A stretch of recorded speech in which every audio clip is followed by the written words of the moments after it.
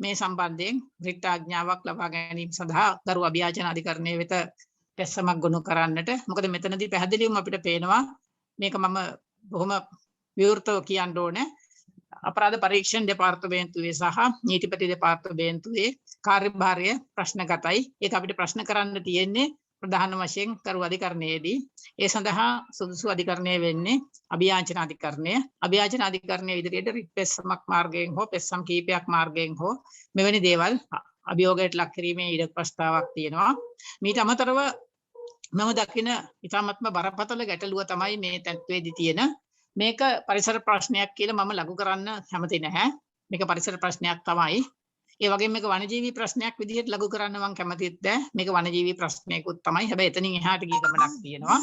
ඒ තමයි මේකේ සමස්ත ක්‍රියාදාමය අපි ගත්තයන් පස්සේ අපිට පැහැදිලිව පෙනෙන දෙයක් තමයි මේ අභියෝගය එල්ල වෙලා තියෙන්නේ අපි ඉතාමත්ම ගෞරවනීය විදියට නැත්නම් පූජනීය විදියට පිළිගන්නා මූලධර්ම දෙකකට. එකක් තමයි නීතිය ඉදිරියේ අපි හැමෝම සමානයි කියන සමානාත්මතා මූලධර්මයටත් ඒ වගේම අනිත් පැත්තෙන් නීතිය ආධිපත්‍යයට සෑම කෙනෙක්ම යටත් කියන අපි විශ්වාස කරන ඒ තත්වයක් නිසා අපි මේ නීතිඥ වෘත්තිය තුළ ඉන්නේ ඔන්න ඔය කියන ගෞරවාන්විත තත්වයන් දෙක ආරක්ෂා කරන්න එක පැත්තකින් අනිත් පැත්තෙන් ඒ දෙකට අපි උර දීලා පිට දීලා තමයි අපේ ශක්තිය අපි ලබාගෙන තියෙන්නේ.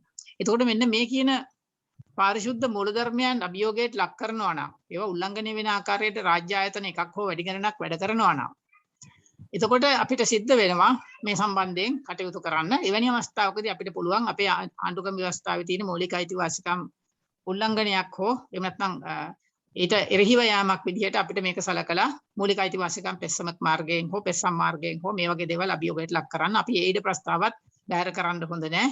මොකද මෙතනදී අපි දකිනවා මේක පරිසර නීතියෙන් ඔබට ගිය නීතියේ පාලනය කියන ඒ සංකල්පය අභියෝගයට ලක් කරන දෙයක්. අපි නීතියේ පාලනයට යම්කිසි ශේෂ්ත්‍රයකින් අභියෝගයක් එල්ල වුණොත් ඊට එරෙහිව කටයුතු කළ යුතුයි.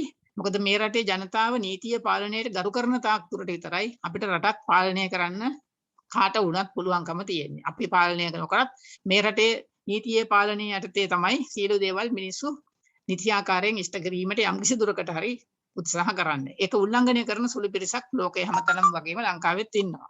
හැබැයි නීතියේ පාලනය කරේ මිනිස්සුන්ගේ විශ්වාසය නැති වෙන්න පුළුවන් ඉතාමත්ම නරක දෙය තමයි තම තමන්ට පුළුවන් ආකාරයෙන් මිනිස්සු නීති රීති උල්ලංඝනය කරන්න පෙළඹෙනවා. මොකද නීතිය කෙරෙහි විශ්වාසය නැති වෙනකොට අනිත් පැත්තේ නීතිය කෙරෙහි බය නැති වෙලා යනවා. ඒක නිසා අපි මේ නීතිය පාලනය තියාගත යුතුයි. ඒ ගැන කිසිම මගේ විවාදයක් නැහැ. ඒක වෙනුවෙන් අපි කටයුතු කළ යුතුයි. විශේෂයෙන්ම අපිට පුරුදු පරිසර විෂය සම්බන්ධයෙන් කටයුත්තකදී නීතිය පාලනයේ අභියෝගයට ලක් කරනවා නම් නීතිය ඉදිරියේ තියෙන සමානාත්මතාවයේ අභියෝගයට ලක් කරනවා නම් ඒ වගේම අපි කාටත් නීතිය යටතේ ඉන්නවා කියන එක තුළ යම් පිරිස් විශේෂ වරප්‍රසාදලාභී විදිහට පෙනී සිටින උත්සාහ කරනවා නම් අනිවාර්යයෙන් එයා අභියෝගයට ලක් කළ යුතු කාරණයක් වෙනවා. ඒක නිසා මෙතන මට පේන විදිහට අපිට මූලික අයිතිවාසිකම් නඩු කරයකට යෑමට තරම් ප්‍රමාණවත් සාධක ගොනු වෙලා තියෙනවා මේ පහුගිය සති දෙක තුළ විච්ච සිද්ධීන් තුළ අපි අන්තර්ගතයේ විශ්ලේෂණයට ලක් කරාම. ඊළඟට වැදගත්ම කාරණයක් තියෙනවා රජයේ නිලධාරීන් බැඳලා ඉන්නවා Taman නිසි සුපරීක්ෂණයෙන් නිසි අවධානයෙන් යම්කිසි කටයුත්තක් කරනවා කියලා.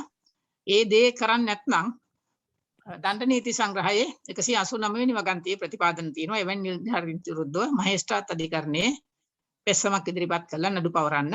හැබැයි සමහර අය හිතනවා මේක කරන්න පුළුවන් රජය ආයතනයකට නැත්නම් නීතිපති දෙපාර්තමේන්තුවට විතරයි කියලා. එහෙම නැහැ.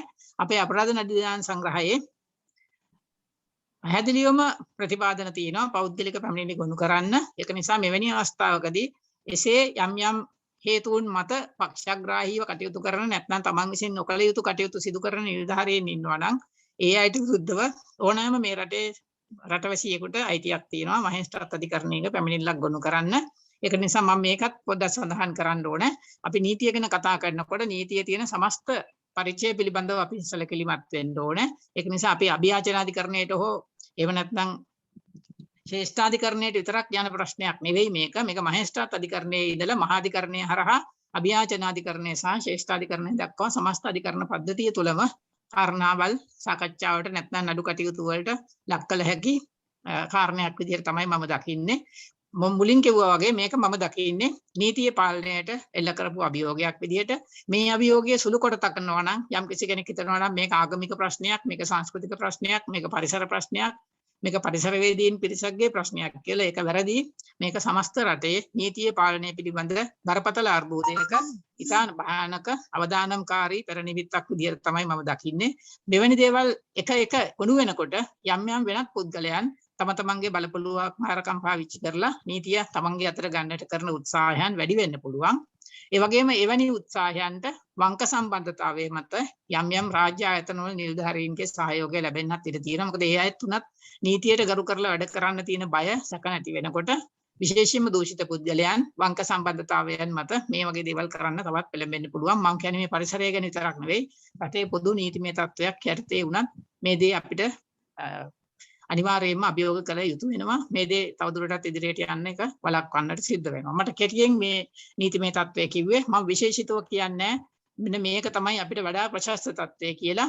මේ සියලු දේවල් මම දකිනවා ප්‍රශස්තයි කියලා මේ අවස්ථාවේදී. ඒ නිසා ඒ සියලු දේවල් එක එක්කෙනා තනි තනියෙන් හෝ සංවිධාන මට්ටමින් හෝ කුඩා කණ්ඩායම් වශයෙන් හෝ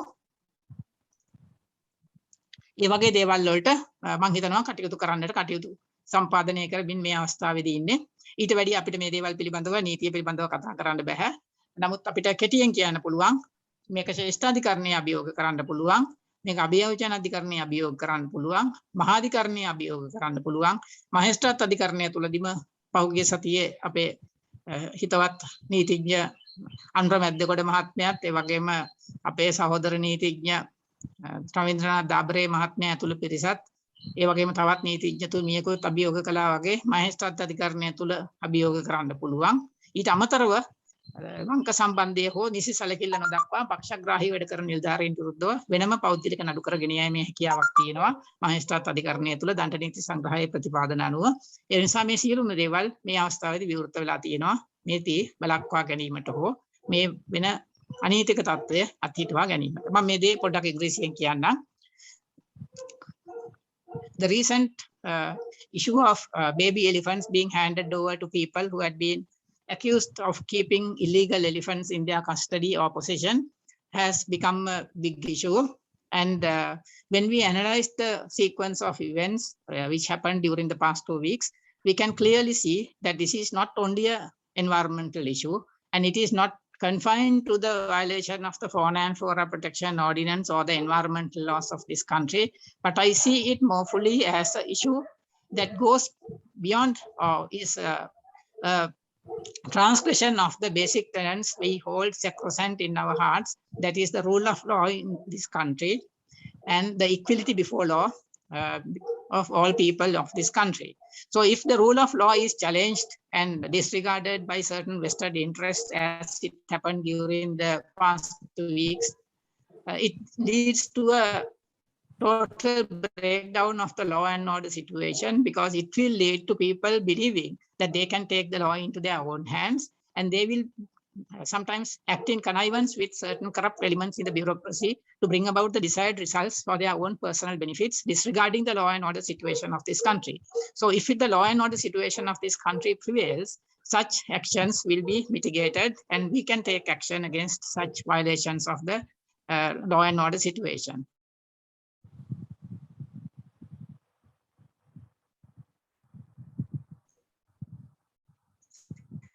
Therefore, I consider this whole episode not only as a violation of a particular environment and a direct challenge to the law and principle of the rule of law and equal country. Therefore, we should not take this lightly. We should not let this kind of event pass as easily as some people want it to pass on, but we should make every opportunity to challenge it. So since it is a challenge to the law and order situation of this country and a direct violation of the equality principle, we believe that we can challenge this kind of action in the Supreme Court of this country by way of a fundamental rights petition. In addition, the conduct of certain government departments, specifically the Attorney General's Department and the Criminal Investigations Department, is also questionable. And in such instances, we could challenge such action by way of a writ action in the Court of Appeal. And the third is the option that was explored by the lawyers this week, twice over in the magistrate's court, that is to go before the magistrate court where the inquiry is being held and make their submissions, And if that doesn't bear fruit, it can be challenged by way of a revision or an appeal in the High Court. And in addition, if there is evidence to show any connivance or negligence in the part of government officials in this whole issue, we can bring them to justice by an action under the Penal Code, specifically under section 189 of the Penal Code for negligent action. And these are all possibilities that exist at present to tackle this kind of a situation, which if not unchecked will lead to an anarchic situation. Therefore, all these options are available, and we are exploring all these options, and different groups and different individuals may take the option that they most desire. So this is the situation as it is. We cannot say that this action is much better than that action, but I will always say that the whole gamut of actions are available to us. This whole set of options should be explored and utilized fully to stem this tide of unlawfulness that may engulf the country if not checked sooner or later. Thank you.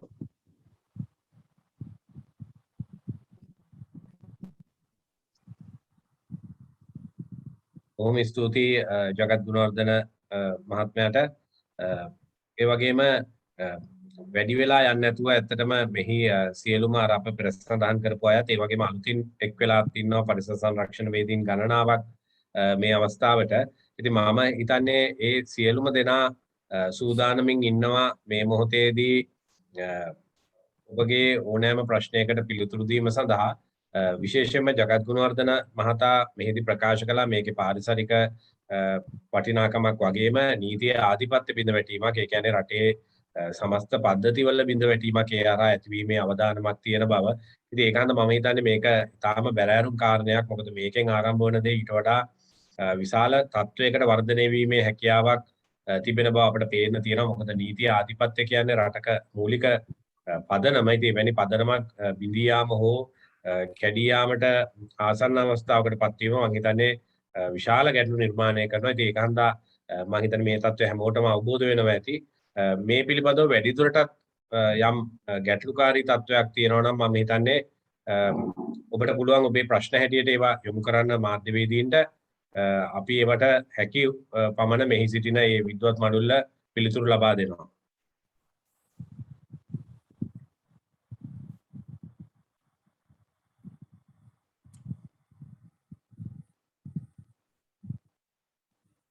නයනක නයනක ඔව් මං සාලිය සාලිය කියන්න. දැන් මේ වෙද්දී ඔය අලි කොච්චරක් විතර අරන් ගිහින් තියෙනවද ඔය ලිස්ට් එකේ?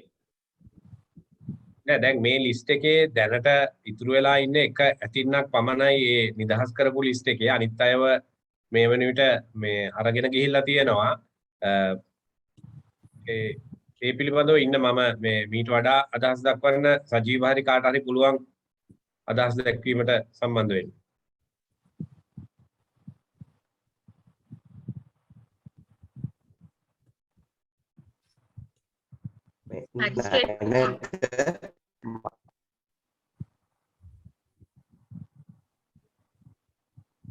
නයනක මගේ සිග්නල් මොකක් හරි ප්‍රශ්නයක් තියෙනවා මට හරියට ප්‍රශ්නයක් වුණ නැහැ.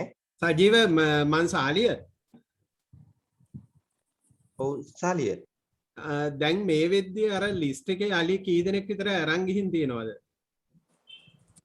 ඔව් ලිස්ට් එකට අනුව දැනට අරගෙන ගිහිල්ලා නැත්තේ මේ සුජීව විතරයි.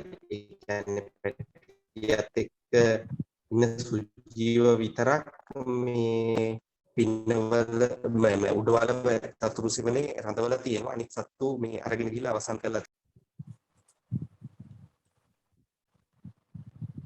ලින්ක් එක පැහැදිලි මදි. මේ නයනක මම ඒකට පොඩ්ඩක් උත්තරයක් දෙන්නද? තව. ඔව් පුළුවන්. ඔය අත වශයෙන්ම මේ සුජීව ඇතින්න ගෙනියන්න තමයි ඉතුරු වෙලා තිබුණේ අවසාන අධිකරණ දිනය වෙන විට 16 වෙනිදා වෙන විට. එතෙන්දී ඉල්ලීමක් කළා සුජීව ඇතින්න සහ පැටියා දෙන්නම ඒ ඇතින්නගේ සන්තකය ලබාගත්ත තැනැත්තට බාර දෙන්න කියලා. නමුත් එම නඩුවේදී අපිට කතා කරන්න ඉඩ දුන්නේ නැහැ. නමුත් අපි සැරෙන් සැරේ අපි අපේ අදහස් ප්‍රකාශ කරාමු. ඔච්චර අපිට කතා කරන්න ඉඩ නොදුන්නත් ඒ අතරතුර සුජීවා ඇතින්න පැටියා සමග ඒ මුල් සන්තකය ලබාගත් නැත්තාට දෙන්න කියලා නීතිපති දෙපාර්තමේන්තුවයි අපරාධ පරීක්ෂණ දෙපාර්තමේන්තුවයි ඉල්ලීම් කළා. ඒ ඉල්ලීම් කරද්දී අපි විරුද්ධ වුණා. අපි කිව්වා කොහොම හරි බලෙන් හරි කතා කරලා අපි කිව්වා ඒකේ තීන්දුව తీරන ගැනීමේ අයිතිය අපරාධ පරීක්ෂණ දෙපාර්තමේන්තුවට නැහැ. ඒක වනජීවි දෙපාර්තමේන්තුවේ විශේෂඥතාවයක් සහ විශේෂඥ දැනුමක් තියෙන අය තමයි ඒ තීන්දුව ගන්න ඕනේ. මොකද මේ මාස 4ක විතර පැටියෙක් එක්ක ඒ ඇතින්න දෙන එකේ තියෙන තත්ත්වය. ඊළඟට මෙතනදී අර ජගත් මහත්මයා කිව්වා වගේ අපි මේක වනජීවී ප්‍රශ්නයක්වත් එහෙම නැත්නම් පරිසර ප්‍රශ්නයක්වත් විතරක් නෙමෙයි. මේක රටේ නීතියේ ආධිපත්‍ය බිඳවැටීම පිළිබඳ බරපතල ප්‍රශ්නයක්. මේක අපි දකින්නේ මේ නිදහසේ ඉන්න අලින්ට විලංගු දාලා අලින්ගෙන් නිදහස නැති කරන ප්‍රශ්නයක් හැටියට විතරක් නෙමෙයි. මේ විදිහට ගියොත් එහෙම තව ටික දවසක් යනකොට අපේ අතපයටත් විලංගු දැමෙයි, අපේ කකුල් වලටත් විලංගු දැමෙයි. අපිවත් මේ විධායකයෙක් ව්‍යවස්ථාදායකයෙක් වහල්ලු බවට පත් වෙන, එහෙම නැත්නම් දූෂිත යාන්ත්‍රණයක වහල්ලු බවට පත් වෙන යුගයක් නිර්මාණය වීමේ පෙරනිමිති මේ පහළ වෙන්නේ. ඉතින් මම හිතන්නේ ඒකට එරෙහිව තමයි අපි සියලු දෙනාම වැඩ කරන්නට ඕනේ. එහෙම ඉඩ දුන්නොත් එහෙම අපි අද මේ නිදහසේ ඉන්න අලියතුන්ට විලංගු දාලා ගිහිල්ලා තමන්ගේ වහල් භාවයට, තමන්ගේ මුදල් ලැබීම් වලට, තමන්ගේ මනදොල පිනවීම සඳහා අරන් යන්න අපි ඉඩ දුන්නොත් එහෙම හෙට දවසේදී ඔවුන්ගේ මනදොල පිනවීම සඳහා මේ දූෂිතයින්ගේ විවිධ දූෂිතයින් සමග ගනුදෙනු කරන මේ රජයේ නීතිපති දෙපාර්තමේන්තුවේ නිලධාරීන් ඉන්නවා. ඒ වගේම අපරාධ පරීක්ෂණ දෙපාර්තමේන්තුවේ ඉන්නවා. ඒ සියලු දෙනා විතරක් නෙමෙයි විවිධ රාජ්‍ය ආයතන නිලධාරීන් ඉන්නවා. ඒ සියලුම රාජ්‍ය ආයතන නිලධාරීන් දූෂිත වේ සියලු දෙනා එක්ක වෙලා මේ ජනතාවගේ දෑතට ජනතාවගේ කකුල් වලට විලංගු දාන දිනය තමයි මේ එන්නේ. ඒකේ පෙරනිමිති තමයි මේ පහළ වෙන්නේ. ඉතින් ඒක නිසා අපි අපේ දෑතට අපේ දෙපායට විලංගු දානකම් බලන් ඉන්නවාද? එහෙම නැත්නම් අපේ අනාගත පරම්පරාවට තියෙන අයිතිවාසිකම් වලට විලංගු දානකම් බලන් ඉන්නවාද? නැත්නම් ඒවට එරෙහිව පෙරමුණ ගන්නවාද කියන ප්‍රශ්නේ තමයි මම හිතන්නේ මේ වෙලාවේ අපි ඉදිරියේ තියෙන්නේ.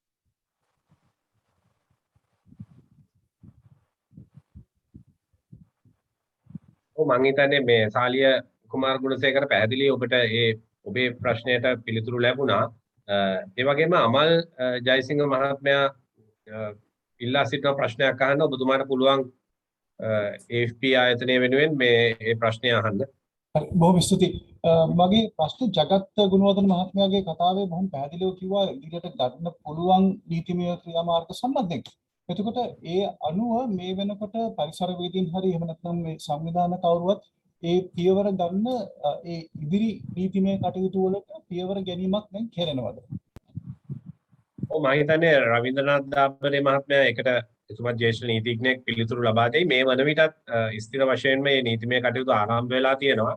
ස්ථිර වශයෙන් මේවා කෙරෙන බව අපිට සහතිකයක් දෙන්න පුළුවන්. එතුමා වැඩිදුරටත් පැහැදිලි කරයි.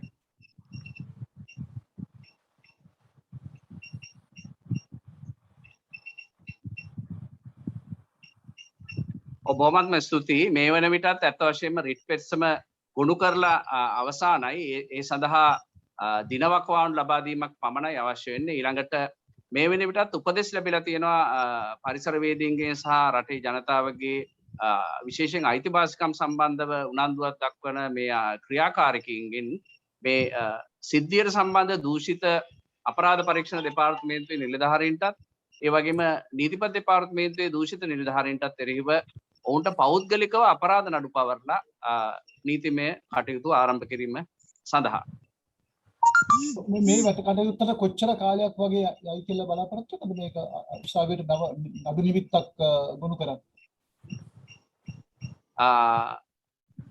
බොහෝ විට ලබන සතිය ඇතුළත මේ කටයුතු ඉවර කරන්නයි දැනට සැලසුම් කරලා තියෙන්නේ. මම හිතන්නේ මේකට මම විතරක් නෙමෙයි නීතිඥ මණ්ඩලයක් නීතිඥයන් 10-12 දෙනෙක්ගෙන් සැදුම්ලත් නීතිඥ මණ්ඩලයක් දැනට කටයුතු කරනවා. ඒ විතරක් නෙමෙයි විශාල මානව අයිතිවාසිකම් සත්ව අයිතිවාසිකම් ක්‍රියාකාරීන් ගණනාවක් සම්බන්ධ වෙලා ඉන්නවා. ඒක නිසා බොහෝ නීති කෘත්‍ය අමාත්‍යංශ වල වැඩ කටයුතු දැන්ටමත් සමහර ඒවා අවසానයි සමහර ඒවා ආරම්භ වෙලා තියෙනවා. ඒක නිසා ලබන සතිය වෙනකොට මේ කටයුතු කෙරෙයි කියලා අපි බලාපොරොත්තු වෙනවා. බොහොම ස්තුතියි.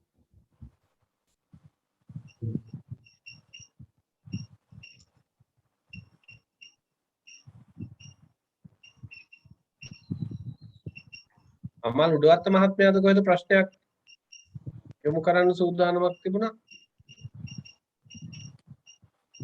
උපුල් රංජන් අහලා තියෙනවා මේ ජනාධිපතිවරයාගේ අලියෙක් මෙම ලයිස්තුවේ සිටින බව කියවෙනවා. ඒක සත්‍යයක්ද? ඒකද මේ නීති වෙනසට එකම හේතුව?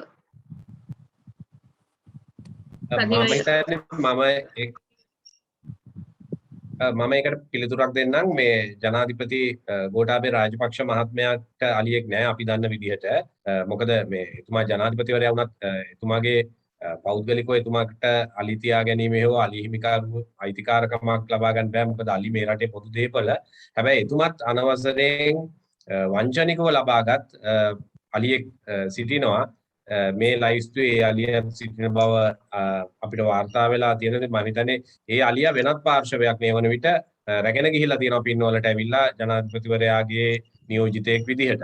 ඉතින් මම හිතන්නේ ඒ අලියත් මේ අනිත් සෙසු අලි වගේම වෙනත් ක්‍රමවේදයකට තමයි ලබා දීලා තියෙන්නේ. ඒ වුණත් ඒකත් නීති විරෝධී අලියෙක්. ඒ වගේම එතුමා දැනගෙන වංචනිකව මේ ක්‍රියාව සිදු කරලා තියෙන බව අපිට පේන්න තියෙනවා.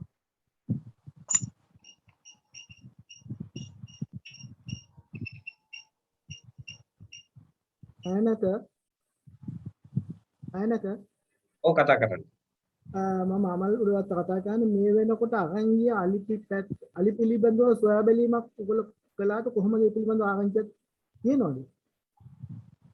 ඔව් මම හිතන්නේ මේ වන විට ඒ අලි ගෙනහිල්ලා දින කීපයක් තමයි ඉක්ම ගිහිල්ලා තියෙන්නේ. අපේ කීප දෙනෙක් සොයා බැලීම් සිද්ධ කරමින් තියෙනවා. මම හිතන්නේ තාමත් අපිට ඒක නිශ්චිත වශයෙන් නිවැරදිව කියන්න බෑ කොහේ ස්ථානවලද කියන්නේ කියලා. හැබැයි රැගෙන යාමේදීම අපි දැකපු ගැටලුකාරී තත්ත්ව තිබ්බා. ඒ අලි පටවා ගැනීමේදී හැසිරිච්ච කූරතර ක්‍රමවේද, ඒ වගේම සමහර අලි මද කිපි සිටියේදී රැගෙන යාම බලහත්කාරයෙන් රැගෙන යාමට ලක් කිරීම වගේ කාරණා අපි දැක්කා. ඒවා ඡායාරූප වගේ වාර්තා වෙලා තියෙනවා. ඉතින් ඒ තත්වයන් තුලදී අපිට පේන්න තියෙනවා උන් ඊටාම සාහසික ලෙස මේ කාර්ය සිද්ධ කළ බව දින දෙකක් තුනක් ඇතුළත. ඒ වගේම සංචරණ සීමා තියෙද්දී ඒ සංචරණ සීමා නොතකමින් ඒ වගේම රාත්‍රී කාලයේ දැන් අලි සාමාන්‍ය රාත්‍රියට ප්‍රහාණය කිරීම හොඳයි. හැබැයි මෙහිදී රාත්‍රියට ප්‍රහාණය කළේ ඒ අලින්ගේ යහපැවැත්ම ගැන හිතලා නෙමෙයි. මොකද උන්ට භීතියක් ඇති වුණා. පරිසර සංරක්ෂණ වේදීන් සහ පරිසර සංවිධාන මේක නතර කරයි කියලා. ඒ භීතිය හන්දා තමයි උන් රාත්‍රී කාලයේ සංචරණ සීමා උන්ට අදාළ නැහැ. උන් ඒවා සියල්ලම උල්ලංඝනය කරමින් ඒ වගේම මේ ඇතම් රාජ්‍ය නිලධාරීන්ද මේකේ සහායට අරගෙන මේ කටයුතු සිද්ධ කළේ. ඒකෙන් පැහැදිලිව පේනවා මේ වංචනිකව මේ දේ සිද්ධ කළා කියලා. ඉතින් අපි දැනට සොයා බලමින් ඉන්නවා ඉස්සරහට ඒ සත්තු මොන වගේ තත්වයන් වලටද පත් වෙන්නේ, මොන වගේ ස්ථානවලද නවත්තලා තියෙන්නේ, ඒ වගේම මොන වගේ අරමුණු සඳහාද පාවිච්චි කරන්නේ සහ ඔවුන් බොහෝ විට මේ වන විට තරමක හීලෑ තත්වයෙන් මිදිලා තියෙනවා. කොහොමත් අලියැත්තු හීලෑ තත්වයට පුර්ණ වශයෙන් වුණු කළ නොහැකි සත්ව කාණ්ඩයක්. ඉතින් අපි විශ්වාස කරනවා ඔවුන්ව හීලෑ කිරීම සඳහා ඉතාම ක්‍රූර ක්‍රම මේගොල්ලෝ පාවිච්චි කරයි කියලා. ඒ විතරක් නෙමෙයි ඒම පාවිච්චි කිරීමේදී එමාලින්ගේ පහර දීම් වලට ලක්වීමේ අවදානමකුත් ඒ පුද්ගලයන්ට සහ ඔවුන්ගේ අත්බවුවන්ට ඒ වගේ මේ ආශ්‍රිතව ඉන්න පුද්ගලයන්ට සහ සතුන්ට තිබෙනවා. ඉතින් ඒකන්ද අපි අපේ ප්‍රාර්ථනයක් නොවුනත් අපි විශ්වාස කරනවා ඒක ඉතාම ගැටලුකාරී තත්වයක තියෙනවා කියලා.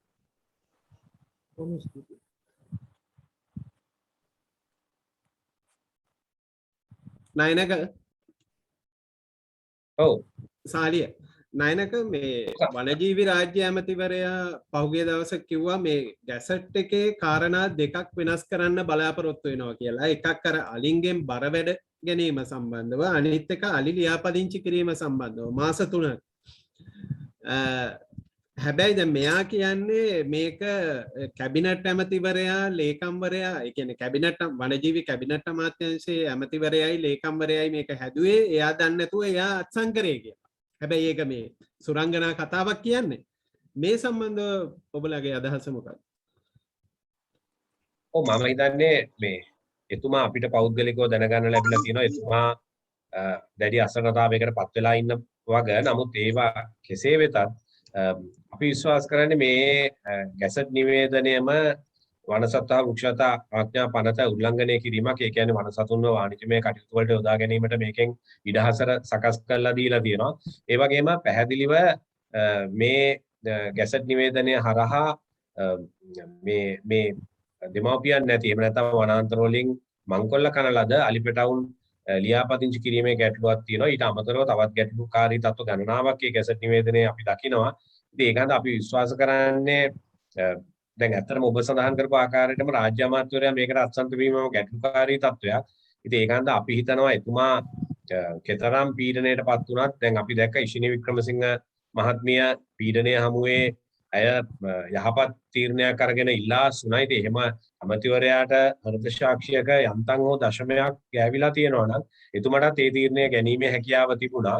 නමුත් අපිට මේකෙන් පේන්නේ අතරම තීරණය ගැනීමටත් වඩා අපි විශ්වාස කරන්නේ මේකට එරෙහිව කටයුතු කරන්න හැකි වපසරියක් ගොඩනගා ගැනීම තමයි වැදගත්. නමුත් ඒ කිසිවක් සිද්ධ වෙලා නැහැ. ඉතින් අපිට පේනවා මේක විශාල මේ වන අපරාධයකට එහෙම නැත්නම් වනජීවි මංකොල්ලයකට සූදානම් වීමේ පූර්ව අවස්ථාව කියලා. මම හිතන්නේ ජගත් ගුණවර්ධන මහත්මයාටත් පුළුවන් මේක සම්බන්ධයෙන් වැඩිදුර පැහැදිලි කිරීමක් කරන්න. බොහොම ස්තුතියි. කෙටි පැහැදිලි කිරීමක් කරන්නම්. පළවෙනි දේ තමයි යම්කිසි නියෝගමාලාවක් අත්සන් කරන්න ඕන විශේෂ භාර අමාත්‍යවරයා කියන්නේ අමාත්‍ය මණ්ඩලය තුල එම විෂය නියෝජනය කරන අමාත්‍යවරයා. එහෙමනම් මේක අත්සන් කළ යුතුව තිබුණේ සී.බී. රත්නායක ඇමතිතුමා මිස විමලවීර දිසානායක ඇමතිතුමා නෙවෙයි. ඒක තමයි පළවෙනි දේ. මේක මම දකිනවා මේ නියෝගයේ තියෙන අස්පස්තාලිය නොහැකි දෝෂයක් විදිහට නැත්නම් මගහරින්න බැරි දෝෂයක් විදිහට.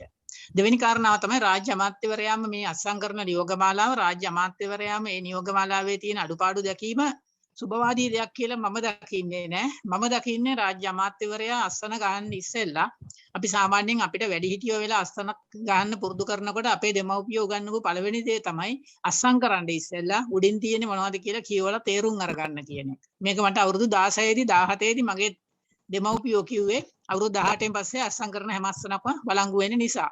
ඊට ඉස්සෙල්ලා අස්සන් කරේ විභාග වලට විතරයි. එතකොට ඔය දේ නොදන්න අමාත්‍යවරයෙක් නියෝගයකට අත්සන් කරා නම් මම හිතනවා එතනින් මේ අමාත්‍යතුමා ගැන අපිට යම් කිසි අදහසක් ඇති කරගන්න පුළුවන් කියලා. මේ කියන්නේ මට කනකාටුයි මෙහෙම දෙයක් කියන්න වෙච්ච එක ගැන. මම හැදිච්ච වැඩිච්ච දිස්ත්‍රික්කයේම හැදිච්ච වැඩිච්ච අමාත්‍යවරයෙක් මේ වගේ ප්‍රකාශයක් කිරීම ගැන.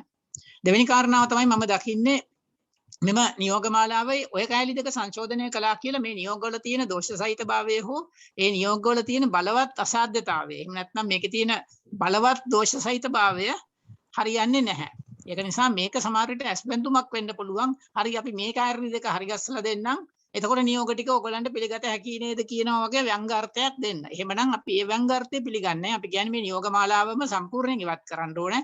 මේ නියෝගමාලාවේ පැහැදිලිව තියෙන්න ඕනේ. ආගමික කටයුත්තකට අර වෙනත් කිසිම කටයුත්තකට මේ සතෙක්ව පාවිච්චි කරන්න බෑ කියන තැනේ ඉඳලා සියලු දේවල් සංශෝධනය විය යුතුයි. ඊට පස්සේ මේක රාජ්‍ය ඇමතිතුමා නෙවෙයි විශේෂ භාර කැබිනට් අමාත්‍යතුමා අත්සන් කරලා නිසියාකාරයෙන් නැවතත් වරක් ගැසට් එකකින් ප්‍රකාශයටපත් කළා. ඊට පස්සේ පාර්ලිමේන්තුවට ඉදිරිපත් විය යුතුයි. ඒකට අතරමැද තත්වයන් ඔය ඇති කරන්න උත්සාහ කරන්නේ වගන්තියක් දෙකක් වචනයක් දෙකක් එහා මෙහා කළා. එහෙම නැත්නම් අර ආකෘති පත්‍රයේ තව වැකියක් වැඩියෙන් එකතු කරලා ඒව හරියන්නේ නැහැ කියලා මම පැහැදිලිවම කියනවා. මේ නියෝගමාලාව නීතිමය වශයෙන් උත් සදාචාරාත්මක වශයෙන් උත් බලවත් ලෙස දෝෂ සහිතයි. ඒ දෝෂ සහිත භාවය තියාගෙන පොඩි වැද්දුම් පිරුද්දුම් සංශෝධන කරලා අපිට පිළිගන්න පුළුවන් තත්යකටපත් වෙන්නේ නැහැ කීයටවත් කියලා.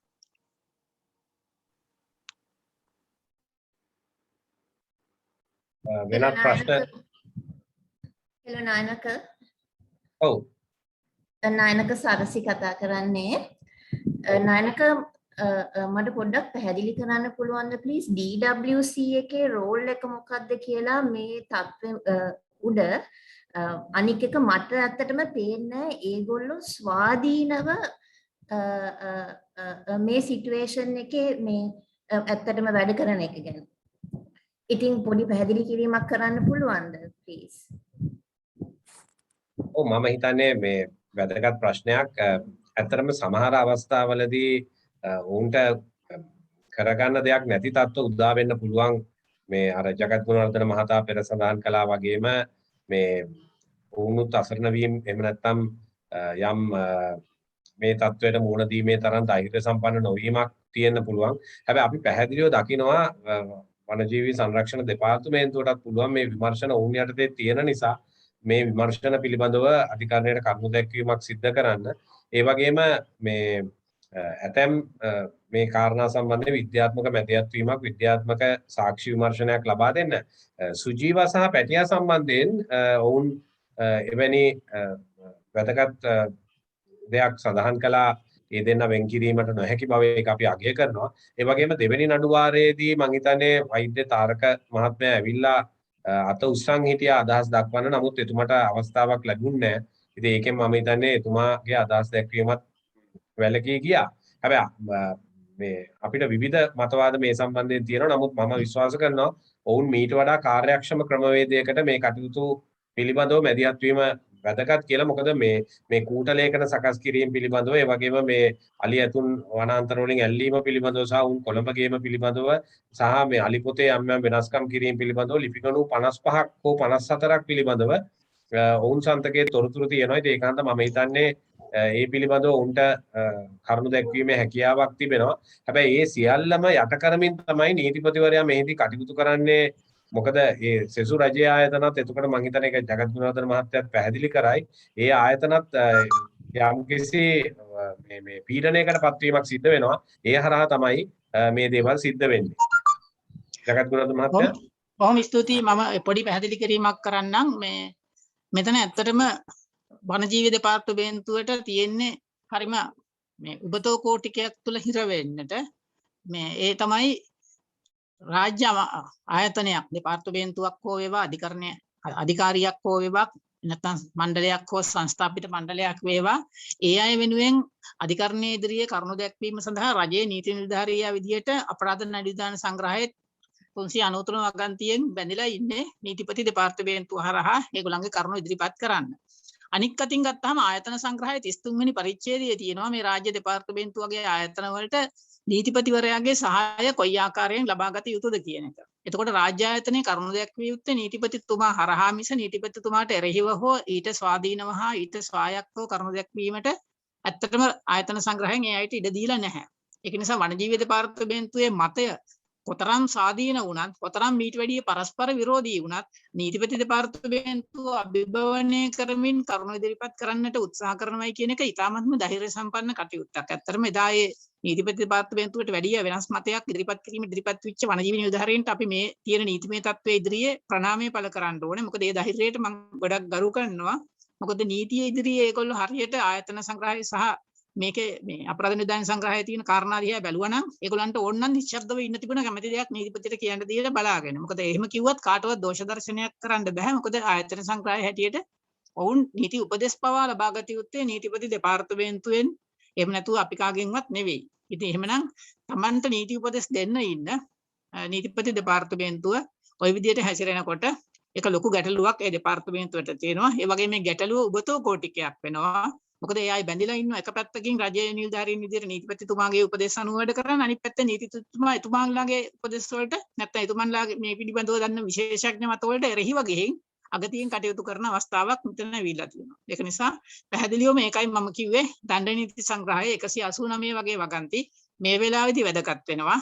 අගතියෙන් කටයුතු කරන නිලධාරීන්ට නැත්නම් නිසි සුපරීක්ෂණයේ නැතුව කටයුතු කරන නිලධාරීන්ට විරුද්ධව ජනතාවට ක්‍රියාමාර්ගයක් ගැනීම සඳහා මෙවලමක් විදිහට කියලා. මට මෙතෙන්දි පැහැදිලි කරන්න ඕනේ වුණේ අපි ඒකයි මේ කටයුත්තේදී වනජීවි සංරක්ෂණ දෙපාර්තමේන්තුව වගේ ආයතන පිළිබඳව අවධානය යොමු කරනවා තමයි අපේ පැත්තෙන්. නමුත් අපි කතා කරනකොට මේ සඳහා ප්‍රධාන වශයෙන් තමන්ගේ නිසි නීතිමය සැලකිල්ල, නීතිමය සුපරීක්ෂණය, නීත්‍යානුකූල භාවය ඇති කරන එක, නීතිය පාලනයට ජනතාවගේ තියෙන විශ්වාසය බිඳින ආකාරයෙන් කටයුතු කරන නිලධාරීන් ඉන්න ආයතන වලට විතරක් අපි ඇඟිල්ල දික් කළා මේ වෙලාවේ කතා කළේ. ඔන්න ඔය කියන කාරණාව මම හිතන්නේ එතුමියගේ ප්‍රශ්නෙට පැහැදිලි පිළිතුරක් ලැබෙන්න ඇති කියලා. Dr. Gunawardana, Sarsi, ඔයා කතා කරා? Yes, go ahead. Dr. Gunawardana, there's another question from Bimal. He's asking, please explain the difference between the earlier court cases of illegally captured elephants and these 14 elephants. I think he wants to know what's the difference between the rest of the elephants to these 14 elephants. I think these 14 elephants are not in a case, you can see that the number that has been provided in the order is a B number. That is report that has been provided to the court by the Criminal Investigations Department together with the Attorney General's Department to say that there is an investigation which is ongoing about the illegality of the people who had kept these animals in their possession. So therefore, this is not a case such as the other case that is pending before the courts. This is really an investigation. So it is part of the investigation to look at different documentations, get evidence from people, get statements from people, and to deal with the productions, which are the baby elephants in this particular matter. And therefore, this is not similar to the cases that are pending in the other courts where the cases had been filed. So here, about these 14 animals, cases have not yet been filed, but the investigation was ongoing at the time the animals were given back to the people from whom they were taken.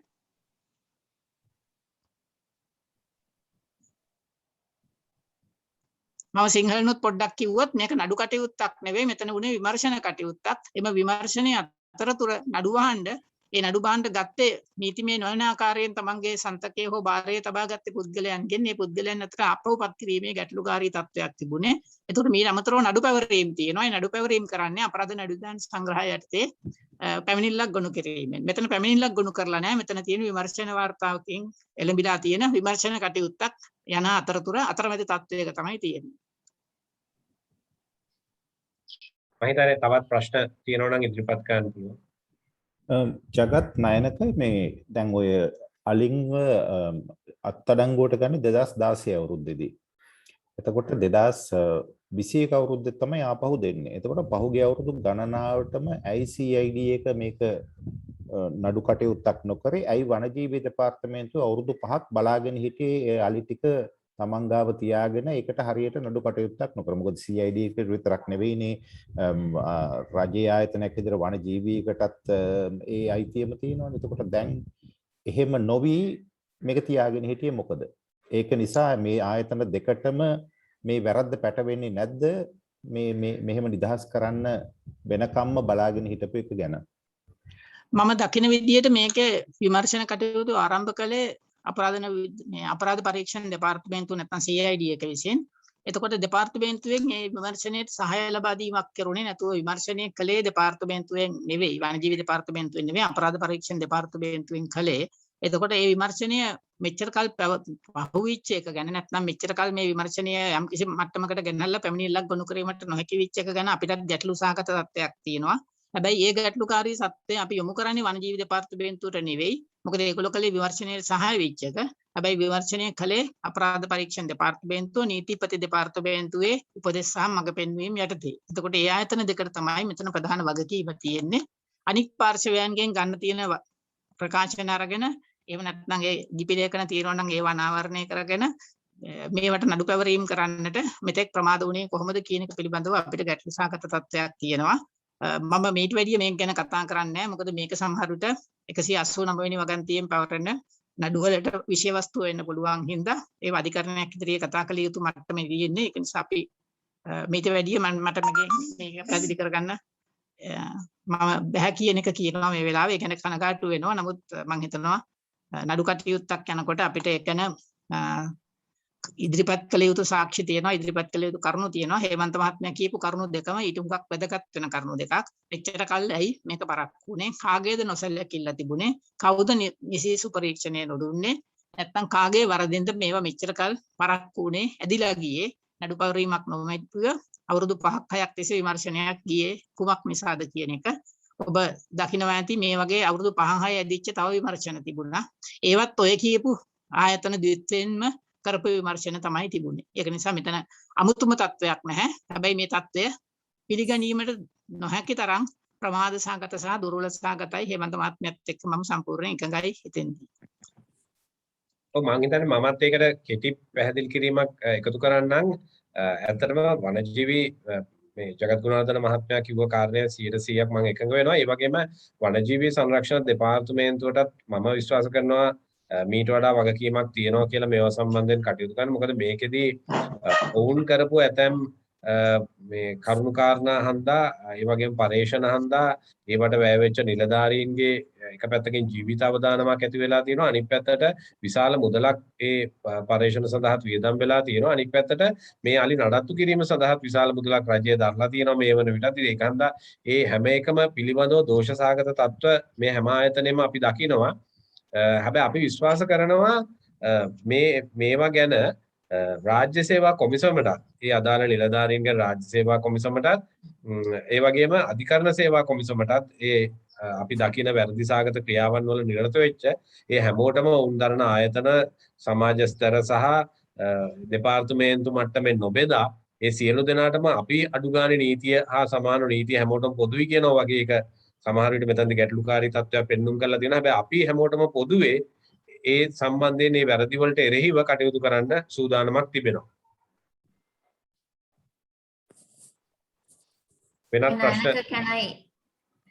Nayanaka, can I ask another question, please? It's Sarasi again.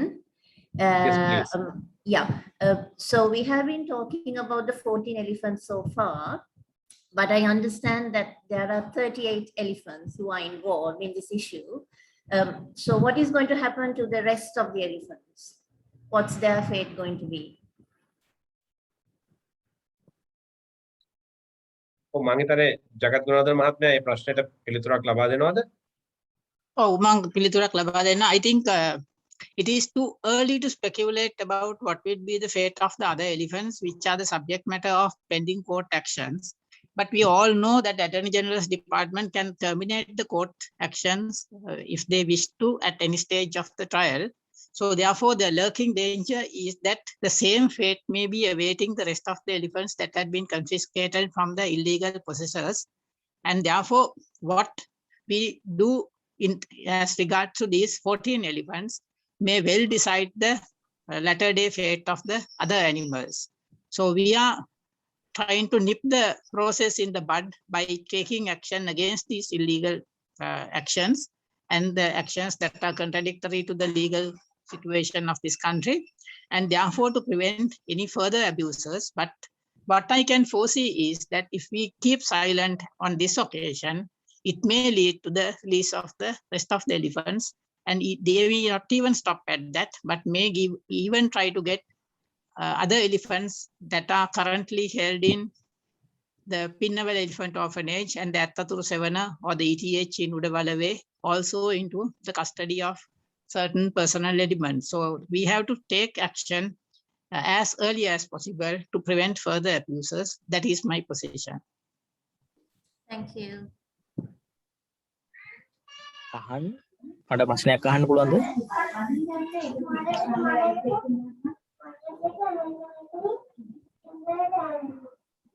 hello පහන් ප්‍රශ්නය අහන්න. නායනක චුට්ටක් වෙන meeting එකකට ගියා.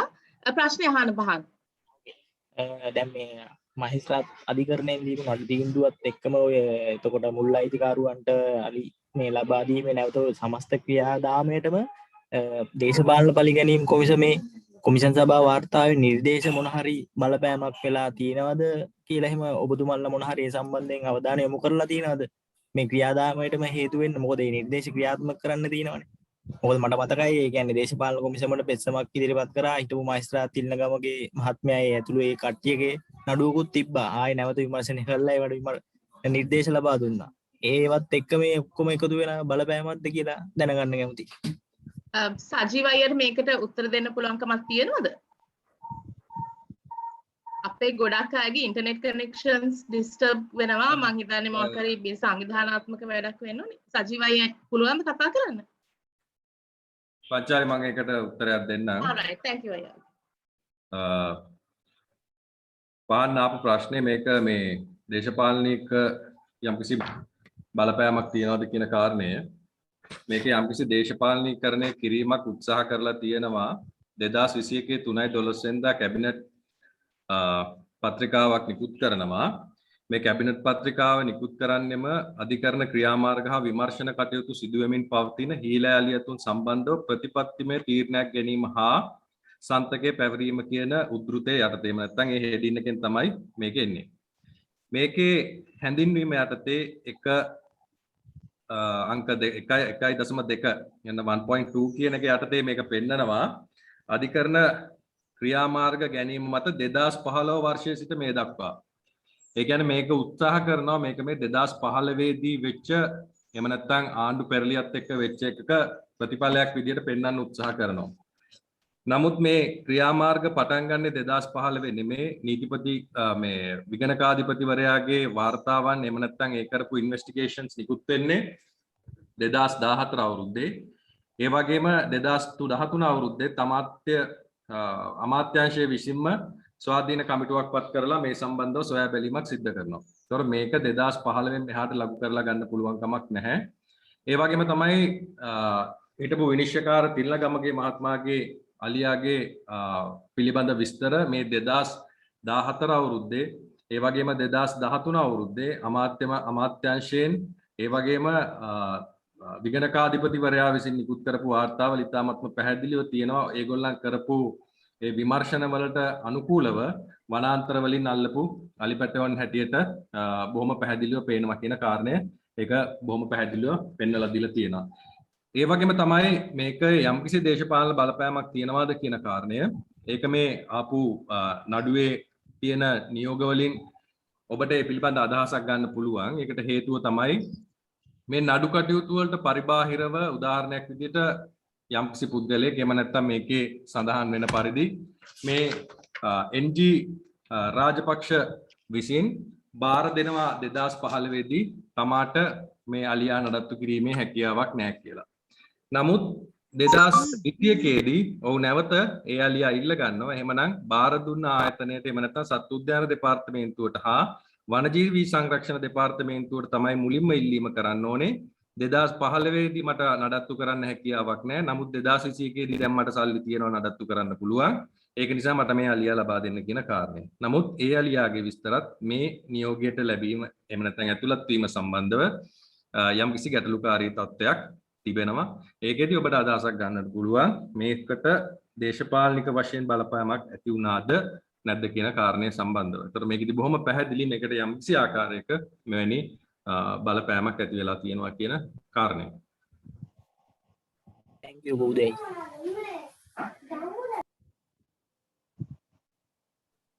Minel, you want to ask the question? Yes, Tanchale, this is actually another question for Jagat. Jagat, you talked about the other elephants, and there was a total of, I believe, 39 elephants that were taken into government protection in 2015-2016, out of which these 14 are the ones who have been the subject of the recent court proceedings, and the court deciding to return them to their claimed owners. You mentioned that there is a danger of these things spilling over to the other animals, but you also drew a distinction between these 14. You said the reason these 14 had come up in court was because they were part of still investigation. The cases hadn't been filed against suspects in the case of these 14, and that's why they were sort of literally termed as court productions, as opposed to the other, I believe that leaves 26 elephants. Could you just give us an indication of where things stand with the rest of the elephants? If court cases have been filed already, what stage are those cases at? Well, to start off, let me make a small distinction. I never claimed these people as owners. I never acknowledged that role. I very clearly stated the word, the people from whom the elephants were taken by the state. Agreed. I wasn't trying to put words in your mouth. Yeah. Claimed owners, and your description. So I don't perceive them as owners for a split second even. I perceive them as illegal captors of the elephants from whose possession the elephants were taken to the custody of the state. Now, about the crux of your question, this is what I had to say. There is a procedure under the Criminal Procedure Code when a crime has been detected. First of all, the police or the CID or the other department that is investigating usually files an investigation report to the court, which is usually termed as the B report by tradition. And this report gives the state of the investigation and the next steps that will be taken in the investigation, and also sometimes requesting the magistrate to make different orders to facilitate and expedite the investigation. So these 14 elephants were in that state. So there were no cases filed, and that is where they were still under investigation. But when it comes to the other elephants, yes, the cases had been filed and the cases had been proceeding in the respective courts in the past few years. But I can't give you what stage the cases are, because these were prosecuted by the state, once again by the Attorney General's department. So they are the people who exactly know what position the case is. But what I have to say is that none of the cases were concluded, and the people from whom the elephants were taken by the state had been making various objections to drag on the cases. And the progress of the cases, of course, I should say, I'm not entirely aware of the stage, but I should only be able to say that the court cases for the other elephants were proceeding in the respective courts. Thank you. Yeah, I would like to make a small clarification on the number of elephants. On the magistrate court order that was issued by the Colombo magistrate, the Colombo magistrate court had 14 elephants and 13 keepers. So, I mean, 13 suspects. So one of the suspects had 2 elephants, and then there was another magistrate court order issued by Matale Magistrate Court, and that had 1 elephant. So altogether, it's 15 elephants and 14 owners. And the female elephant Sujiva, that is currently at Udawalawe, has a baby elephant in addition to these 15 elephants. මම එක සිංහලෙනුත් කියන්නම් මේ කොටුව මහේස්ත්‍රාත් විසින් නිකුත් කරන ලද මේ තීරණයේ අලි 14 දෙනෙකුත් ඒ අලි තියාගෙන හිටපු සැකකරුවන් 13 දෙනෙක් ගැනත් සඳහන් වෙනවා. මාතලේ මහේස්ත්‍රාත් අධිකරණයෙන් ඉෂු කරපු ඒ මේ ඕඩර් එකේ ඒකෙත් එක අලියෙක් ගැන සඳහන් වෙනවා. එතකොට අලි 15යි සැකකරුවන් 14යි. Pakistani Amal to prashnak තියෙනවා. Amal, you can go ahead. Yes, thank you very much. Now, I don't know who can answer this, but what I'm thinking is that from what Jagat said, there is some progress in trying to move the Sri Lankan courts. But considering the environmental sort of implications of this story, is there any attempt by any environmentalist group here or any of the activists to involve the international environmentalists in this to sort of internationalize the issue and probably get more pressure and more attention on this question? Thank you. Yeah, actually, if you saw the articles, especially about this, the government, when they issued this gazette on the regulations, they had issued a press release copying all the international media, which of course got the international animal rights organizations as well as conservation organizations interest on this. The Humane International Society has issued a statement on that. Then Global March for Elephants and Rhinos of USA has issued a statement on that. When you take Humane International Society, Humane International Society Africa, as well as Human Society International India has issued statements. And I'm sure there would be other conservation agencies interested in this as well. Anyone else that likes to answer this? So you talking about the gazette, but I'm talking about the court order releasing these elephants to the captors. So that is my question. Not just the gazette, but the latest development. We saw many international articles on this. They are concerned about the elephant smuggling racket as a whole. I think it's not ethical of them to to make statements on a judgment the court has issued, I think. So, Dr. Gunawardena? Yes, let me answer that question in a different way. This is a order given by a magistrate or 2 magistrates in particular on these elephants. So we have a whole legal process involved in challenging this kind of a decision. And rather than going to the international arena and talking foul about the whole situation, I think we can still have some confidence in the independence of the judiciary of this country, although these actions speak otherwise. So for the independence of the judiciary and for the dignity of the judiciary, we should refrain from going into international fora at this juncture. This is my personal opinion. It was not a consensus opinion, but rather we would take all possible actions involving the local courts from the Supreme Court downwards to stem this tide of unlawfulness. And rather than going to the international fora, I think it will be more appropriate for us to have faith in our system and try to strengthen the system by challenging it within the country. That is my opinion on this matter, but others may have their different opinions, and everyone have their freedom of expressing their opinions. But as Ms. Panchali said earlier, this issue was brought to the international attention by the state, by the government, not by the environmental organizations. So whatever the international repercussions that they will have to face in the future should be borne by them, because it's their responsibility now that their actions had turned the other way around, because they try to portray this set of regulations as one of the most marvelous regulations that had ever brought to the welfare of the animals of this country. So now everyone is realizing the hollowness of that statement. And when the international organizations are questioning the motive of the government, it is the government itself who should be blamed for doing things their own way. And they cannot point their fingers against the environmental organizations for taking this matter to the international fora, because it's the government, as Ms. Panchali very correctly said, who has stated this to the international media and taken it to the international forums. Thank you.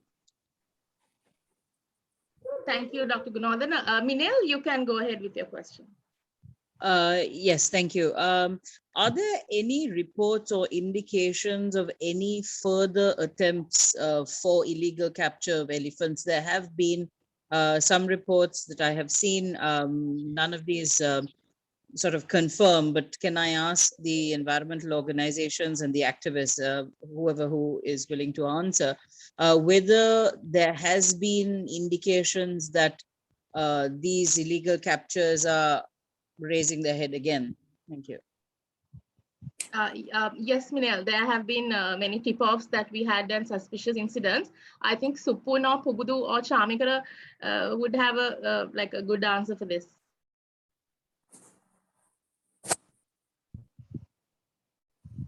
Yeah. Minel, can you repeat the question, please? Yeah, Pubudu. In terms of, we're all talking about elephants that have been illegally captured in terms of this 39, right? I'm talking about in today's current context, there have been some indications and claims that there have been further attempts to illegally capture elephants from the wild. Can you confirm, or is there evidence to back up this, that there have been definite attempts that you all as environmentalists and activists have either heard of, come across, found concrete evidence of, that there are illegal captures being attempted again?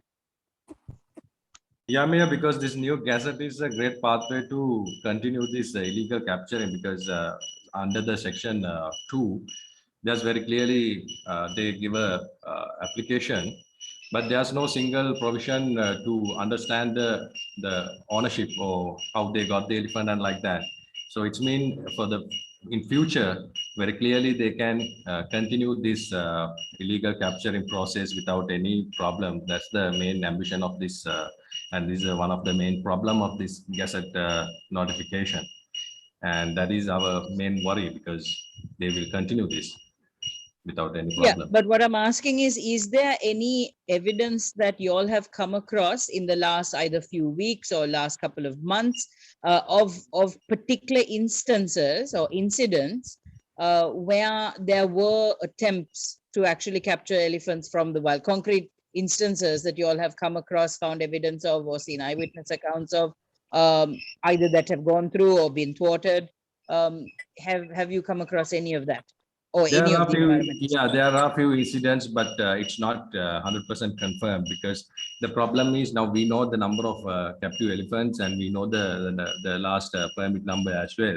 So far we don't have such informations regarding new capturing programs, but there are few attempts, as you mentioned, but it's not Yeah, 100% confirmed. Yeah, we don't Yeah, have shall any. shall I add something? Yeah. I totally agree with you. Agree with Puguduaya. And there's a big room to capture elephant from the wild based on these gazette. And the same time, we have some informations about some suspected incidents. As Puguduaya said, there's no concrete evidence on that. However, we have some suspected incidents. Recently, you know that there was an incident happened in Minneri area. After a few days of that incident, there was a carcass of a female elephant have been found by the wildlife department, and the department suspect this could be related to an attempt of smuggling an elephant. And the same time, while going on the court cases, we have solid information about attempts to smuggle elephant in 2015, 2016, 2017, 2018. In 2015, there was an incident report in Galpa area in Udawalawa National Park. In 2018, 2016, there was another incident in Ambegamu area in Udawalawa National Park. And the same year, there was an incident at Gonagangara in Yala National Park.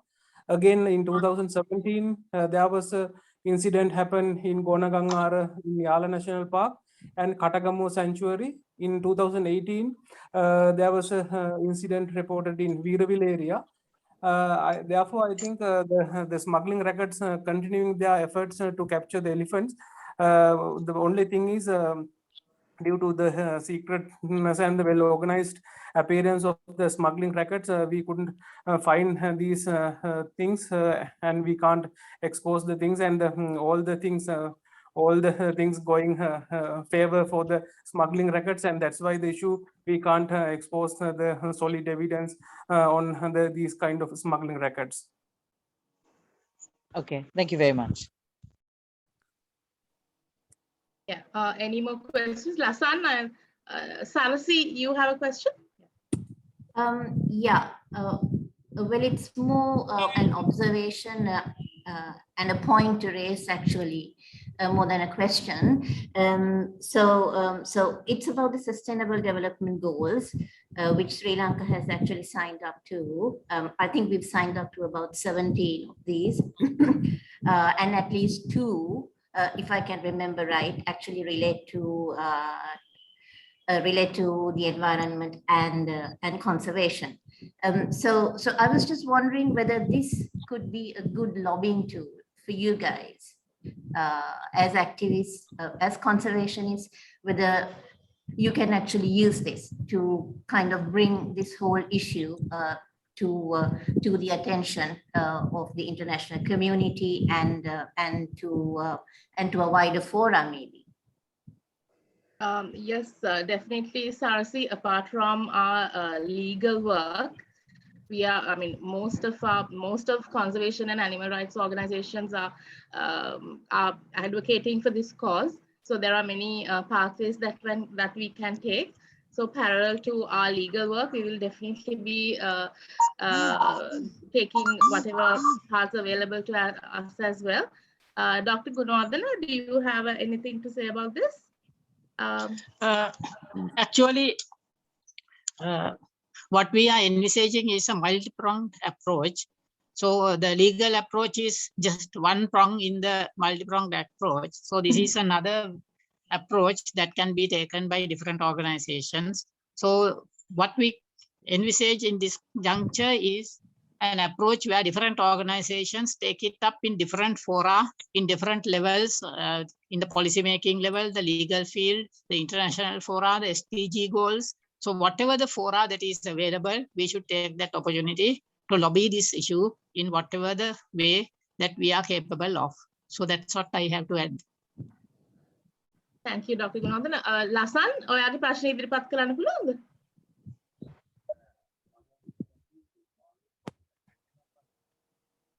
Lasan? ඇහෙනවද? ඇහෙනවා Lasan. මේ මගේ ප්‍රශ්නේ පංචාලියක් මේ බාණු අලිපැටිය සම්බන්ධව මේ ඒ අලිපැටියා මේ තෙමිල්ලා ඉද්දි බලහත්කාරයෙන්ම මේ අරගෙන යනවා. එතකොට මේ ඒක බාරකාරීත්වය විසින් මොකක් හරි බලපෑමක් කරාද නැත්නම් මේ අර නීතිපති දෙපාර්තමේන්තුව විසින් අර නිදහස් කළ ගොඩටද වැටෙන්නේ මේ ඒ බාණු අලිපැටිය සම්බන්ධව විස්තරයක් කරන්න පුළුවන්ද පොඩ්ඩක්? ඔව් අපිට හිතෙන්නේ මේ දැන් බාණු මද කිපිලා හිටියේ. ඉතින් එතකොට සාමාන්‍යයෙන් ඒ වගේ අවස්ථාවක අලියෙක් එහෙම ප්‍රවාහනය කරනවා කියන එක ඇත්තටම ගොඩක් ක්‍රූර දෙයක්. නමුත් අපිට හිතෙන විදිහට අපි සුජීවා සහ එයාගේ පැටියාව බේර ගන්න දරපු ප්‍රයත්නය සාර්ථක වෙච්ච නිසා අපි නීති මාර්ගයෙන් ක්‍රියා කරන්න පටන් අරගෙන කියලා දැනගත්ත නිසා ඒ අලි තියාගෙන හිටපු සැකකරුවා මේ අලියව මේ يعني අරගෙන ගියා පහුදා උදේම ඇවිල්ලා. ඉතින් ඒක ඇත්තටම මේ බානුන්ට වෙච්ච දේ හරිම අපිට දුකයි. බානු පැටියෙක් හැටියට පින්නවලට ගෙනල්ලා ඊට පස්සේ රිදියගමට ට්‍රාන්ස්ෆර් කරලා මේ දන්වැල් නැතුව ෆ්‍රී රෝමින් තත්ත්වයේ තමයි හිටියේ. ඒ කියන්නේ දන්වැල් නැතුව එයාට කැමති විදියට ඇවිදලා ඒ රැළේ අයත් එක්ක මේ සෙල්ලම් කරලා මේ හරිම නිදහසෙන් මේ හිටපු සතෙක්.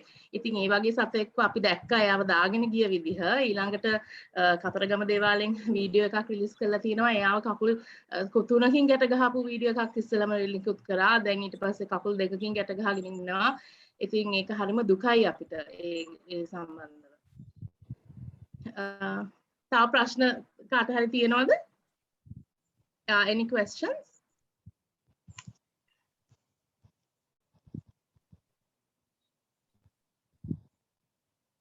ප්‍රශ්න මොන හරි තියෙනවා නම් අපිට ඉදිරිපත් කරන්න.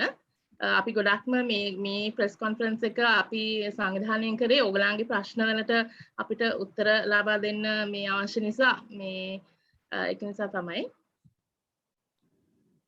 Any more questions? Please go ahead with the questions.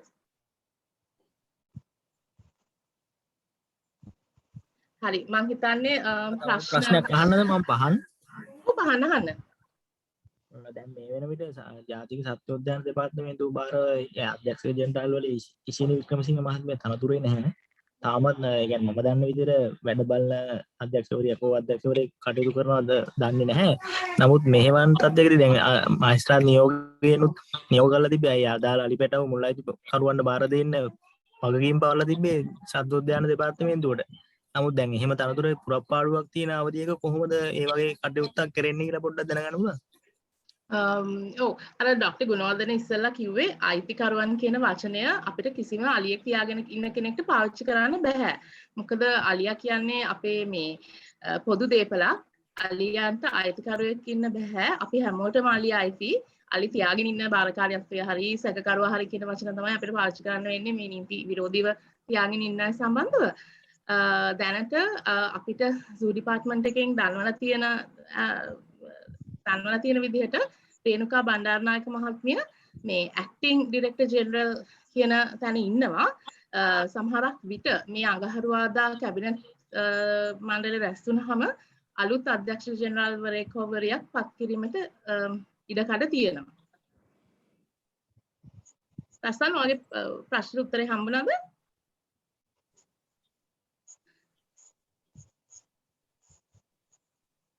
රසන් පහන් පහන්. ඔව් ඒ කියන්නේ එහෙම කියන්නේ මේ දැන් දැනට පුරප්පාඩුවක් තියෙනකොට කොහොමද එහෙම නීතිමය අවසරයක් එක්ක කටයුතු කරන්න පුළුවන්ද? කවුරුද එහෙම බලන්න? ඒක ඩොක්ටර් ජගත්ට ආන්සර් කරන්න පුළුවන්ද ලීගල් ස්ටේටස් එක ගැන ඩිරෙක්ටර් ජෙනරල් පොසිෂන් එක සම්බන්ධව? මෙහෙමයි ඕනෑම ආයතනයක සාමාන්‍යයෙන් ප්‍රධාන ධූරය පුරප්පාඩු වෙච්ච අවස්ථාවකදී අමාත්‍යවරයා විසින් සාමාන්‍යයෙන් පත් කරනවා ඊළඟට ජ්‍යෙෂ්ඨ නිලධාරීවරයාව හෝ වරියව වැඩ ආවරණය කරන තත්වයෙන් ඒක පුරප්පාඩුව තුලින් ඇති වෙන්න පුළුවන් අයථා තත්ත්වයක් හෝ ව්‍යාකූල තත්ත්වයක් වළක්වීම සඳහා වැඩ ආවරණය කරන මට්ටමින් කටයුතු කරගෙන යන්න කියලා. එතකොට අපි දන්නේ නැහැ මෙතෙන්දී මේ ඒ විදිහට විධිමත්පත් වීමක් කළාද කියලා. මොකද එහෙම නැති අවස්ථාවකදී වුණත් අපේ රජයේ ආයතන වල තියෙනවා පද්ධතියක් ක්‍රියාත්මක වෙන. ඒ පරිපාලන සේවයේ සහ ඒ විද්‍යාත්මක සේවයේ නිලධාරීන් කටයුතු කරන ආකාරය අනුව විෂයගතව පොදු දැන් උදාහරණයක් විදිහට අධ්‍යක්ෂක ජෙනරාල් ගාවට ඉන්නවා නම් අධ්‍යක්ෂක පරිපාලන වගේ ඒ වගේ කෙනෙක් ඒ වෙලාවේදී ওই පරිපාලන තීරණ පිළිබඳව වගේ තීරණ ගන්න කටයුතු කරනවා. ඒ අයට එහෙම වැඩ ආවරණය කරන්න හැකියාවක් තියෙන තාක් දුරට. ඒක නිසා අධිකරණ නියෝගය ඉදිරිපත් වෙලා තියෙන්නේ දෙපාර්තමේන්තුවට නම් ඒ වෙලාවේ තත්කාලීනව ඒ කටයුත්ත වැඩ බලන තත්වයට අමාත්‍යවරයා විසින් හෝ අමාත්‍යාංශ ලේකම්වරයා හෝ විසින් පත් කරලා තියෙන තැනත්තා හෝ තැනැත්තිය එහෙම නැත්නම් දූරාවලියේ ඊළඟට ඉහළින්ම ඉන්න නිලධාරියා ඒ අධිකරණ නියෝගයට අවනතව කටයුතු කිරීම අවශ්‍ය වෙනවා. ඒක නිසා එතෙන්දි මම හිතනවා ඒ නිලධාරීන් ඒකට අවනත වීම පිළිබඳව අපිට දෝෂ දර්ශනයට ලක් කරන්න පුළුවන් කමක් නැහැ කියන එක. නමුත් මේ ව්‍යාකූල තත්ත්වය මම පිළිගන්නවා. දූරයෙන් යම් කිසි නිලධාරියෙක් අස් වුනහම විශේෂයෙන් ගැටලුකාරී තත්ත්වයකදී ඒ දූරයේ පුලප්පාඩු විදිහට තියාගන්න එකේ ගැටලු සාගත තත්ත්වය සහ සමහර විට ඊටමත්ම තමන්ගේ හෘදය සාක්ෂියට විරුද්ධව නිලධාරියෙකුට කටයුතු කරන්න වෙන අවස්ථාවකට නිලධාරියෙක් මදිහත් වෙන්න පුළුවන් නැත්නම් කොටු වෙන්න පුළුවන් අවස්ථාවක් පිළිබඳව මේක සමහර වෙලාවට තියෙන ගැටලුවක්. මොකද වැඩ ආවරණය කරන නිලධාරියෙකුට තමන්ගේ අභිමතානුසාරී බලය පාවිච්චි කරලා තීරණ ගන්න පුළුවන් කමක් නැහැ. නමුත් සාමාන්‍ය පරිපාලන තීරණයක් හෝ අධිකරණ නියෝගයක් හෝ ක්‍රියාවට නංවන්න පුළුවන්. ඉතින් ඒ සීමාව තුළ තමයි එතකොට ඉන්නේ. මම දන්න තරමින් මම කිව්වේ පරිපාලන නීතියේ අපිට දීලා තියෙන දැනුමේ හැටියට තමයි මම කිව්වේ. එතකොට අධ්‍යක්ෂකවරයෙක් හෝ අධ්‍යක්ෂක ජෙනරාල්වරයෙක් හෝ ගන්න සියලු තීරණ වැඩ ආවරණය කරන නිලධාරියට ගන්න බෑ. විශේෂයෙන් අභිමතානුසාරී තීරණ ගන්න බෑ. නැත්නම් තමන්ගේ අභිමතය පාවිච්චි කරන්න බෑ. නමුත් නියෝගයක් ක්‍රියාත්මක කිරීමට බැඳිලා ඉන්නවා. Thank you. තව ප්‍රශ්න තියෙනවා නම් අහන්න. මම අනුරාධ ප්‍රශ්නයක් අහන්න. ඔව් අනුරාධ අහන්න. ඔව්. අතරම මට මේ වෙබිනාර් එකට සම්බන්ධ වෙන්න උනේ පුළුවන් උනේ විටින් විට. මම දන්නේ නැහැ මම අහන දේ සම්බන්ධයෙන් ඔයාලා සාකච්ඡා කරාද කියන එක. ඊටාම කෙටියෙන් අහන්නේ දැනට මට තේරෙන හැටියට නීතිමය ක්‍රියාමාර්ග ඔස්සේ දිගටම මේ සම්බන්ධයෙන් කටයුතු කරන්න පරිසර සංවිධාන කටයුතු කරන බව තමයි තේරලා යන්නේ. ඒ වගේම මට දැනගන්න ඕන ඊට අමතරව කියන්නේ නීතිමය ක්‍රියාමාර්ග වලට අමතරව මේ ප්‍රශ්නේ ජනතාව අතරට ගෙනියන්න. ඊට පස්සේ ඒ හරහා රජයට අදාළ බලධාරීන්ට පීඩනයක් ඇති කරලා මේ අපිට ප්‍රශ්න විසඳ ගන්න ඕන මොනවා හරි ක්‍රියාමාර්ගයක් පරිසර සංවිධාන විදියට ඔබතුමන්ලට තියද කියලා. සුපුන්ට මේකට උත්තර දෙන්න පුළුවන්ද? මගේ තන් මා වැහෙනවා ඇති. ඒක ඉතාම වැදගත් ප්‍රශ්නයක්. මොකද මේ අධිකරණ මගින් අධිකරණ ක්‍රියාමාර්ග ගැනීමට අමතරව අපි මේ ජනතාව මෙවැනි සංවේදී කාරණා සම්බන්ධයෙන් අවදි කිරීම ඇත්තටම ඉතාම වැදගත්. ඒ නිසා අපි ඉදිරියේදී මේ සම්බන්ධයෙන් මේ දවස්වල අපිට භෞතිකව මේවා කරන්න බැරි නිසා මාර්ගගත ආකාරයට ජනතාව දැනුවත් කිරීමේ වැඩසටහනක් සංවිධානය කිරීමට අපේක්ෂා කරනවා. ඒ වගේම අපි මේ ආකාරයෙන් දිගින් දිගටම මාධ්‍ය හමු පවත්වමිනුත් අපි උත්සාහ කරන්නේ ජනමාධ්‍ය හරහා මේ පිළිබඳව ජනතාව දැනුවත් කිරීමට. ඒ වගේම අපි පර්යේෂණ පත්‍රිකාවක් ඉදිරිපත් කරලා තියෙනවා. ඒ මගින් අපි මේ ලංකාවේ අලිපැටව් ජාවාරමේ හැඩහුරුකම පිළිබඳව විද්‍යාත්මක ආකාරයෙන් කරුණු ගවේෂණය කරලා ඉදිරිපත් කරලා තියෙනවා. ඒවත් අපි ජනතාවට පරිශීලනය කිරීම සඳහා ව්‍යාප්ත කිරීම මේ වෙනකොට සිද්ධ කරමින් ඉන්නවා. මේ chat box එකේ පේපර් එක දාලා තියෙනවා. ඉතින් එවැනි කටයුතු හරහා අපි අපේක්ෂා කරනවා ජනතාව මේ කෙරෙහි විශාල උනන්දුවක් ඇති කරගන්න. මොකද ඇත්තටම මේ සාකච්ඡා මුලදී මේ ජගත් ගුණවර්ධන මහත්මයාත් සඳහන් කළා වගේ මේ නීතිය ආධිපත්‍ය බිඳ වැටීම වනජීවී සංරක්ෂණයට පිළිබඳව ලඝු කරන්න බෑ. ඉදිරියේදී මේ අලි පැටවුන්ට අද දවසේ වෙච්ච ඉරණම ඉදිරියේදී මිනිස් ප්‍රජාවටත් මිනිස් දරු පැටවුන්ටත් වෙන්න පුළුවන් තර්ජනය තියෙනවා මේ නීතිය ආධිපත්‍ය බිඳ වැටීමත් එක්ක. ඒ නිසා අපි මේ ජනතාවගෙනුත් ඇත්තටම ඉල්ලා සිටින්නේ මෙවැනි කාරණා සම්බන්ධයෙන් සංවේදී වෙන්න, තමන්ගේ හඬ නගන්න. මොකද වනජීවීන්ට තමන්ට සිද්ධ වෙන අසාධාරණකම් හමුවේ උද්ඝෝෂණ කරන්නවත් තමන්ගේ සාධාරණය සඳහා සටන් කරන්නවත් හැකියාවක් නැහැ. ඔවුන්ට සිද්ධ වෙන්නේ ඒකට ගොදුරු වෙලා අවසාන වශයෙන් අවාසනාවන්ත ලෙස වඳ වෙලා යන්න මිහිතලේ. ඉතින් එවැනි තත්ත්වයන් තුළ මේ මනසින් උසස් කියන මිනිස්සු හැටියට මේ සම්බන්ධයෙන් සංවේදී වෙලා ඒ සතුන් වෙනුවෙන් මේ ගහකොළ වෙනුවෙන් තමන්ගේ හඬ අවදි කරන්න පුළුවන් හැමදේම කරන්න කියලා මම අපි ඇත්තටම මේ ජනතාවගෙන් කාරුණිකව ඉල්ලා සිටිනවා. ඇත්තටම අපිට මේ මාධ්‍ය ආයතන වලින් ඔබතුමා ජනමාධ්‍යවේදීන් හැටියට අපිට ඔබගේ මේ උදව්ව හරිම අත්‍යවශ්‍යයි ජනතාව වෙත මේ පැන්ඩමික් කාලේ මේ පණිවිඩය අරගෙන යන්න. මොකද අපිට දැන් අපිට වෙබිනාර් එකකින් වගේ විතරයි ජනතාව අමතන්න පුළුවන් මේ වෙලාවේ. අපි තව සුමානකින් වගේ බොහෝ දුරට මේ ප්‍රශ්න උත්තර වැඩසටහනක් පවත්වන්න මේ කියන්නේ open to all මේ මහ ජනතාවට සහභාගී වෙලා අපි එහෙම වැඩසටහනක් ප්ලෑන් කරගෙන යනවා. ඒක අපි අනිවාර්යයෙන්ම දැනුම් දෙන්නම් අපේ සමාජ ජාලා වලින්. තව ප්‍රශ්න තියෙනවද? Any questions?